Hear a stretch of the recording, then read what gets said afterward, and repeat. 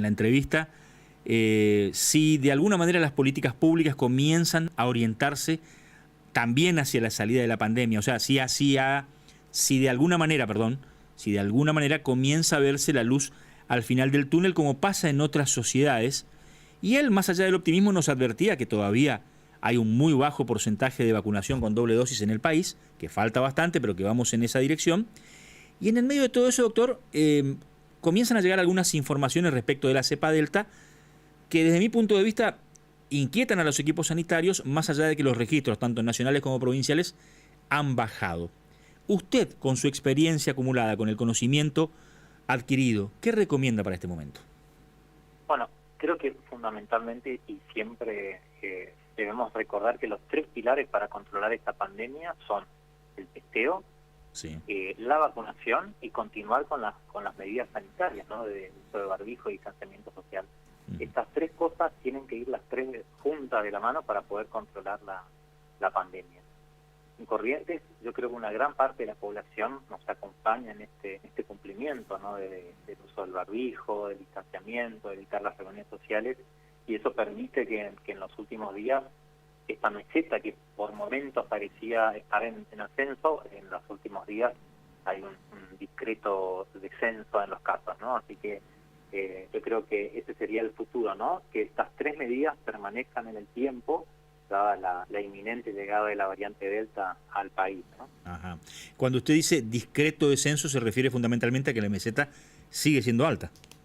Sigue siendo alta, como ustedes saben, en Corrientes, la semana pasada todavía continuamos en 200 casos, por momentos una leve tendencia a la baja, y esto por supuesto tiene que ver con el ritmo de vacunación acelerado que hemos tenido en agosto, ¿no? Se ha intensificado mucho el esquema de vacunación de la segunda dosis en la población, y esto por supuesto ayuda a hacer una gran barrera para que continúe la epidemia, ¿no? Doctor, buen día, le habla Diego Romero. En esto de las cuestiones médicas, sin duda es que la ansiedad no es una buena consejera, pero muchas veces la sociedad espera alguna definición respecto a los tiempos. La semana pasada, uno de los asesores presidenciales dijo que para fin de año esto va a dejar de ser una pandemia y se va a transformar en una epidemia. ¿Es esto tan así desde la óptica aquí de Corrientes, del hospital de campaña y desde su mirada en este año y medio de trabajo? ¿Esa es la tendencia? La realidad es que con el coronavirus no podemos hacer futurología y siempre estamos mirando las experiencias que suceden en el hemisferio norte.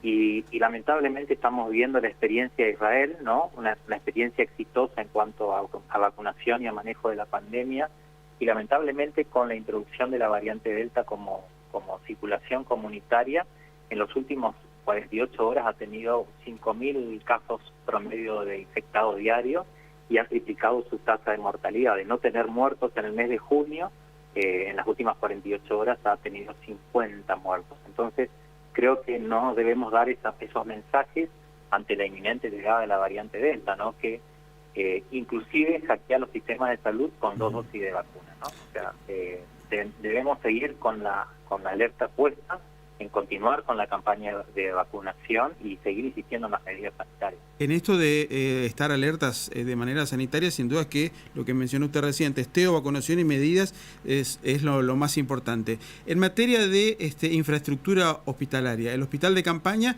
es una institución que se va, no digo modernizando, pero se va, me parece, ayornando a la realidad semana tras semana, porque esto es una mirada a corto plazo. ¿Y cómo está planteado el trabajo en el hospital de campaña?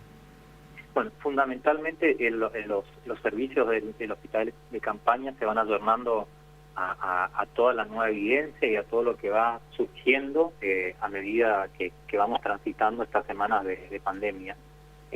Nuestra emergencia se está especializando, se va a agregar nuevas camas, nueva infraestructura para lo que uno pueda avisorar, ¿no? En el tiempo que puede haber una tercera ola por esta variante Delta, ¿no? Y por supuesto los equipos de salud cada vez más entrenados en el trabajo diario con los pacientes, ¿no? Y nuestra experiencia con respecto a fluorequino, a plasma de pacientes recuperados y un montón de otras alternativas terapéuticas que estamos estudiando pueden ser útiles en nuestro hospital.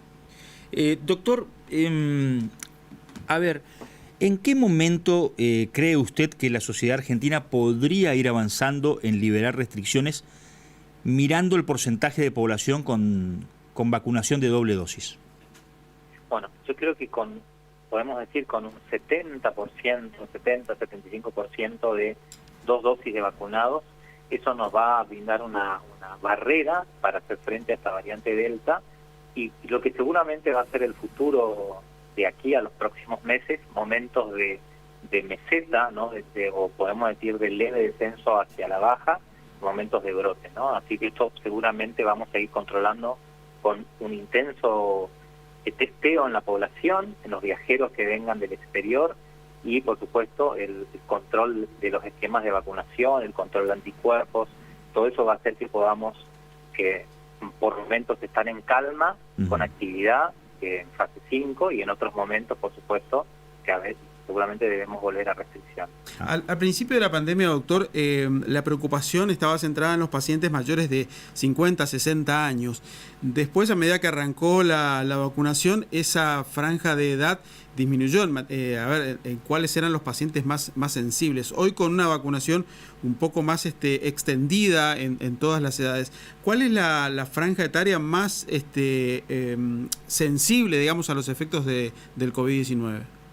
Bueno, fundamentalmente el principal factor de agresividad a donde hace ataque el coronavirus es la edad. O sea que la edad de mayor de 65 sigue siendo el lugar donde debemos insistir en la vacunación. Y esto es muy importante decirlo, y lo vemos desde nuestros índices o nuestras tasas en el hospital de campaña. Hay gente mayor de 65 años que se niega a la vacunación. Nosotros tenemos pacientes internados tanto en la terapia intensiva como en las salas de clínica médica de pacientes mayores de 65 años que se han negado a la vacunación. Y eso, por supuesto, perpetúa la epidemia, ¿no? Sí. Es la pandemia de los no vacunados, ¿no? Y así puedo hacer también, describir grupos etarios en donde también hay muchas personas que se resisten a la vacunación. Creo que ese es un frente abierto todavía por el cual debemos seguir trabajando. Doctor Lachinelli, como siempre, muy gentil, le mandamos un abrazo y le agradezco los minutos. Muy buenos días. Suerte. El doctor Fernando Lachinelli, matrícula 4918, dejándonos una serie de